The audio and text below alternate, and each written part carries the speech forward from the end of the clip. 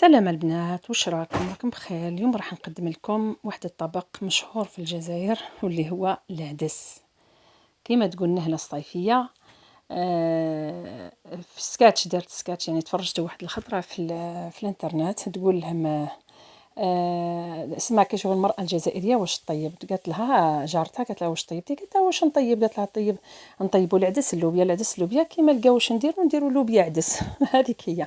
المهم يعني العدس احنا مشهور بزاف في المجتمع الجزائري، ولكن العدس اللي راح نمديه لكم الحصري والجديد فيه هو انه صحي 100% بمكونات طبيعيه. وكاين واحد السر نضيفوه لشوربة العدس باش يجي لونه ذهبي وطيب مليح وطعمه بنين.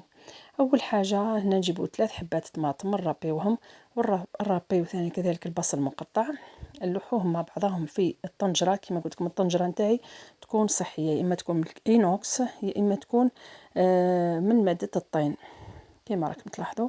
كذلك يعني تقدروا تطيبوا ثاني في الاواني تاع الزجاج، يعني حتى الزجاج يصلح انكم تطيبوا فيه اللي يكون مقاوم للحراره.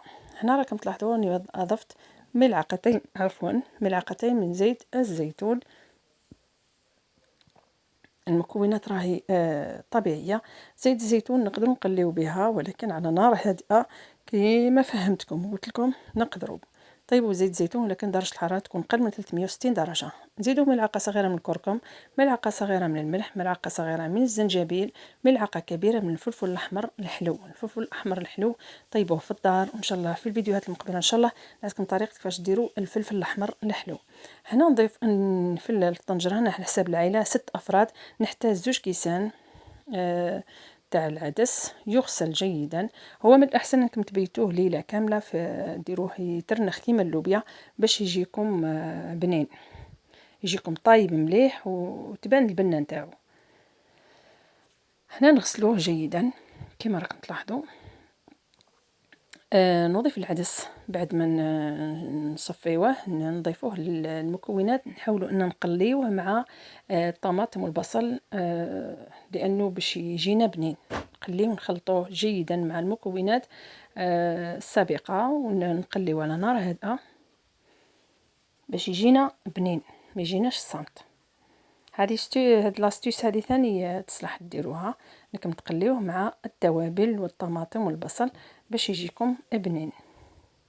نخلط المكونات كما راكم تلاحظوا مع بعضها البعض. وعلى بالكم الفوائد نتاع العدس لا تعد ولا تحصى، خاصه انه غني بماده الحديد، خاصه الناس اللي عندهم فقر الدم، وننصح به الحوامل والمرضعات انهم ياكلوه. هذا هو السر اللي راح نقول لكم عليه، هو ملعقه خل ابيض. على واه الخل باش يعطيك هذاك اللون الذهبي. هنا شوفوا كاينه واحد لاستيس يعني بالنسبه للمراه العامله، يعني حتى اللي قاعده في المنزل العمل بزاف، انك تقدري ديري 2 كيسان في الطنجره وتنحي كاس تكونجليه في الثلاجه.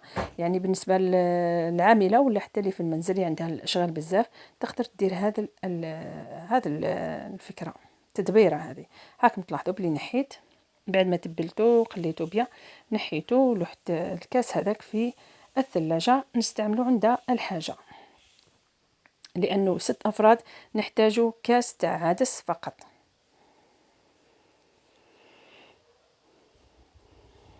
بعد نلوحو ورقه رند، يعني ورق موسى ولا الرند ولا كيفاش تسميه، ورق الغار ولا. هنايا كما راكم تلاحظوا انا راني نحضر في كسرة الرخسيس اللي حضرتها لكم في الفيديوهات السابقه، اللي هي سهله التحضير وسريعه التحضير بالقمح الكامل. هاكم تلاحظوا في الصوره نتاعها اللي الاخر. دوك ندير لكم الرابط نتاعها في صندوق الوصف ولا في اول تعليق مثبت. كما راكم تلاحظوا نخلط المكونات جيدا، نخليه يتقلى مليح باش يجي بنين، ومن بعد نضيفوا له الماء. كاس نلوحو الساع كاس التقليه، يعني بعد ما تقليه مليح تلوحي كاس واحد برك ونخليه يتقلى مليح حتى تولي كي شغل صوص، تولي مرق خاطر شويه كما راكم تلاحظوا. واستعملوا في الطنجرات هذو حاولوا تستعملوا الملاعق الخشبيه باش ما تجرحوش الاواني تاعكم. بعد ما تقلات مليح هنايا نضيف الماء حتى الحد المسموح لي. كما الطنجره هذه فيها الحد المسموح انك ما تفوتيش هذاك الحد، ونتركها تنضج ونقفل عليها، نقفل القدره باش يطيب لنا العدس مليح. هاو الشكل تاعو كي طاب، انه لونه ذهبي ولذيذ لذيذ جدا، يعني ما تصوروش قد ما بنين. المهم بقى لي غير نقول لكم تهلاو في صحتكم، تهلاو في اعز الناس ليكم الصحه، تاجون على رؤوس الاصحاء لا يراها الا المرضى. اذا تستاهل هذه القناه تطلع، نتمنى ان شاء الله تدعموها. سلام.